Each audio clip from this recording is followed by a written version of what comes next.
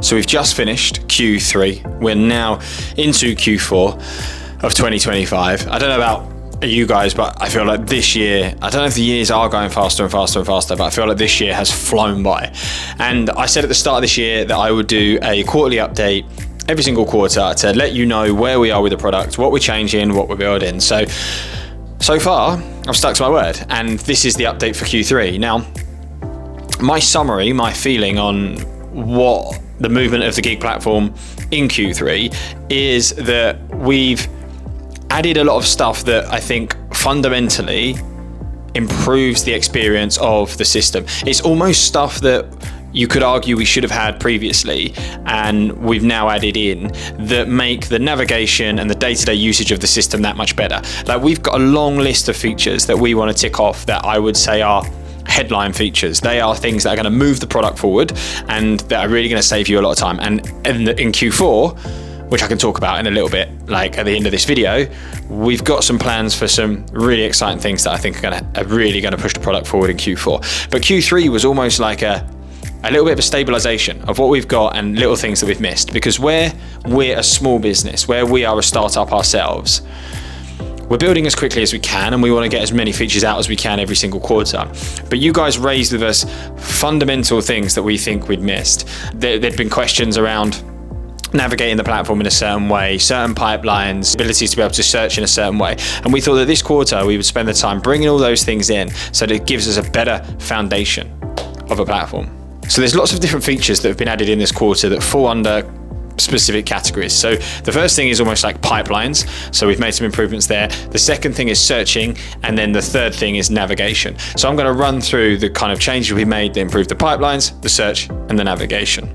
If I start with the pipelines, at the back end of Q2, right at the back end as we finish Q2, I spoke a lot about how we're allowing you to customize the pipelines in Giig. We want to make the platform fully customizable so that you can come in and you can build the workflows and the pipelines that suit you, your business, and the kind of recruitment process you typically follow. And one of the things we didn't get time to do was customize the company pipeline, which we did at the start of Q3. So the first thing that we pushed up for you was the ability for you to customize that company pipeline. So if you're somebody that focuses your BD efforts where you add in company leads and then you're progressing a company lead from kind of initial contact all the way through to terms of business being signed and live jobs, you can now customize that pipeline. So you can add as many stages as you want and call them whatever you want. So it's like customized to your workflow. The second thing that you can do with that pipeline is you can then set little triggered actions for every time you move a ticket along the process. So if you drag a company from column A to column B, as you drag them, you can tell the system, as I move them into this column, I want to fire off an email to that contact, and this is the template that I want to send. So it gives you the ability to kind of not only just set up that workflow, but put those little bits of automation in there, or those little follow-up tasks to save you that little bit of admin, save you from having to sit at the end of the day and write out all those emails. It's literally like drag, call, send, gone. So after giving you the ability to customize the pipeline, the next thing that we moved on to was creating a third pipeline for you, which is the jobs pipeline. Now, several of you had raised with us that you felt like the system didn't give you a clear overview of the jobs that you had on and where those jobs were at. So we decided to build a pipeline view for you so that you now get a snapshot of these are all the jobs that we've got live, and this is where we're at. So you know which ones you need to focus on. You know which ones you've not got any interviews for. You know which ones you've not delivered any candidates to. So it helps you to obviously to understand where you should spend your time. The other thing that came with this pipeline is we now give you the ability to add a job in as a lead. So previously, the only way you could track a lead was if you add a lead to the company pipeline for company A and you track that through. I know there's a lot of recruiters out there that work with leads as job leads. So now you can go click on the little plus icon in the jobs pipeline and you can add in a lead. It's super simple. You just give it a title and that gives you then a reminder of the leads that you need to chase up on. Once you've converted the lead into a job, you then just simply drag it along into the live column, tell the system it's now a live job, and from there the system will take care of it. So what the system will do is as you send candidates to the roles, as you book in interviews, it will automatically move those tickets down the funnel for you. So you don't have to keep on top of that pipeline, and every time you come to it, it gives you an up-to-date, accurate representation of where all of your jobs are at. The other thing that we then did with this update was give you a calculator which gives you an estimated total of what the commission is you'll earn if you successfully fill all of those jobs. So as long as you're adding the companies into Giig and then attaching the terms or the agreed fees that you've got with those companies, when you then add a job, the system will calculate the commission you'll earn if you fill that job, and then it will add it to the estimated total. So again, when you're looking at that board in the top right of the screen, you've got an estimated pipeline total, which gives you an indicator of what your pipeline's worth to you should you fill all of those positions. Along with giving you a new jobs pipeline and the leads and the estimated pipeline total, the other thing we did is completely redesign the process of adding a job to Giig. So previously, when you were adding a job to Giig, the form was quite lengthy and it was quite time consuming, and there was a lot of people that had raised the fact that they felt it was complicated and time consuming to add that job in. So we basically stripped that right back. So now you can add a job within a couple of clicks by just going create new job, giving it a title, and you're good to go. And instead of having specific criteria that you have to fill in around kind of job description and benefits and etc., now just have an open text box where you can copy in a job description if you've already got one. So it's up to you now, basically, the amount of detail you add. You can go into as much detail as you want, or you can keep it super simple. But it's for us, it's all about helping you to move things through the product or move things through the platform as quickly as possible. And this is a way I think that we've sped that up, so that instead of having to write out lengthy job ads every single time, you can literally just give it a title, good to go. You can come back to it at a later date.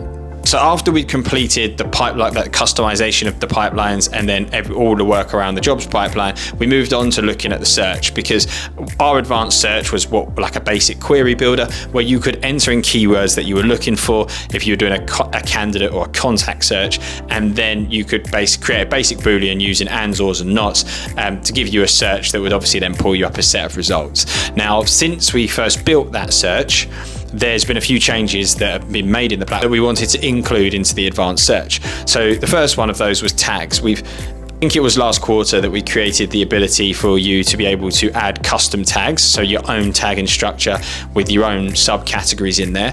And what we've done is we've included that now in the advanced search. So instead of when you're running an advanced search, it's a lot simpler to add the tags in that you want to. Instead of having to type everything out individually, you simply click add tags. It will give you the list of all the tags you've created. You just go click, click, click, click, click, and you're done.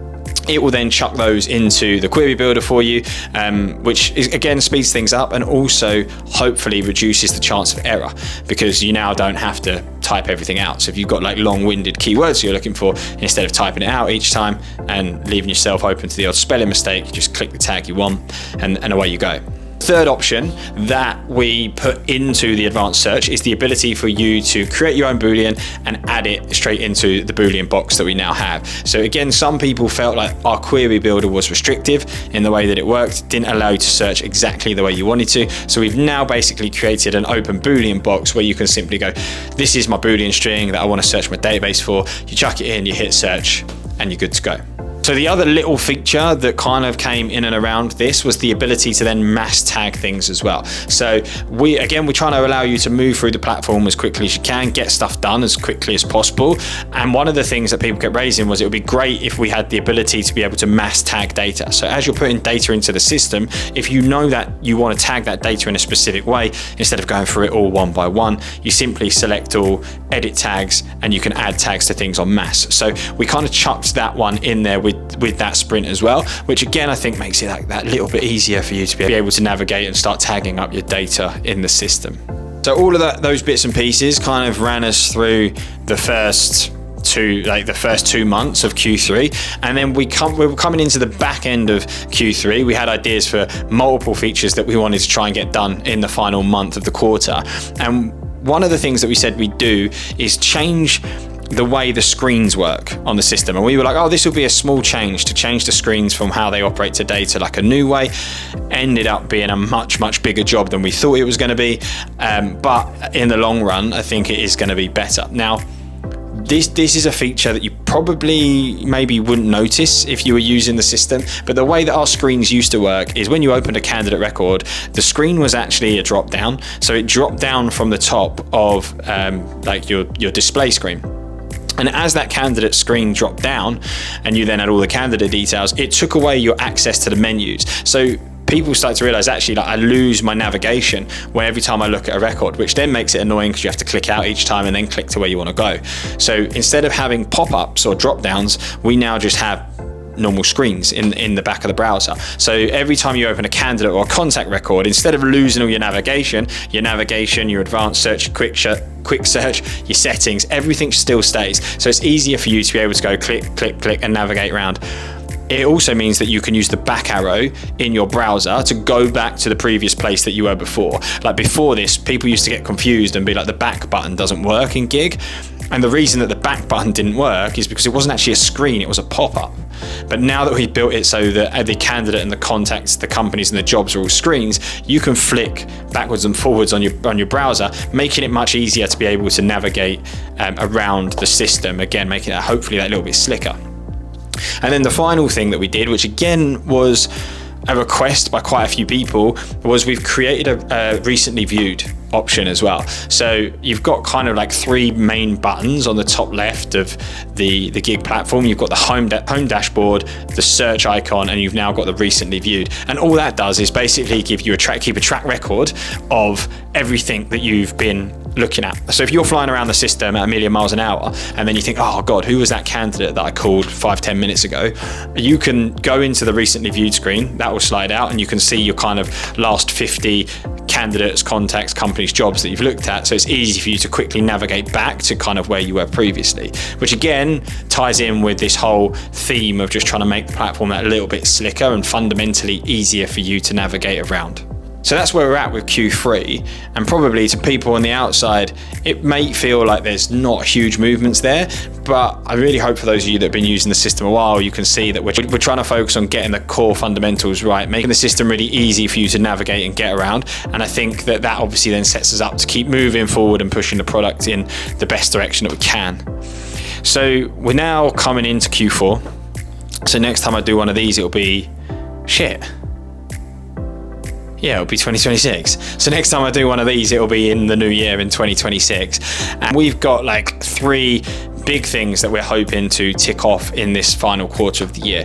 The first one is a CV formatting tool, which is well on its way to being delivered, and I'm really excited about it. So we've obviously already got the CV parsing, where you can drag in a CV and it extracts the data and it puts the candidate into the system for you.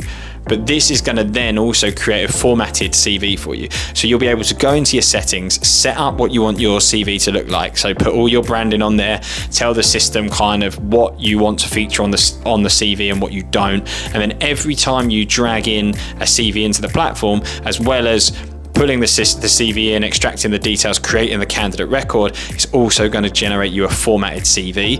And so you're going to be able to switch from formatted with all the candidate details on, and then switch to like a redacted CV where it removes the candidate details if you're kind of speccing that CV out to a potential prospect or client. So that's going to be the first thing that comes in this quarter. And then we're going to kind of 2 more things that we want to move on to, and they are reporting and integrations. Main reason for this is just because this is what you guys are hounding us for, which is what we love, right? We love the feedback that we get from you, and we do listen, and I do have a project management tool that I keep all of this on, which is how we decide what we do next. But where we're now growing into dealing with more agencies, that we first started out as really small solo recruiters, we've now got agencies as big as 20 consultants using the system.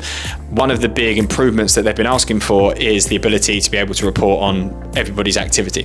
So after we do the formatted CV tool, we're going to move on to reporting. We're going to allow you, if you're managing a team, what it will allow you to do is it will allow you to break down all the activity by consultant, so you can see exactly what everyone's movements are.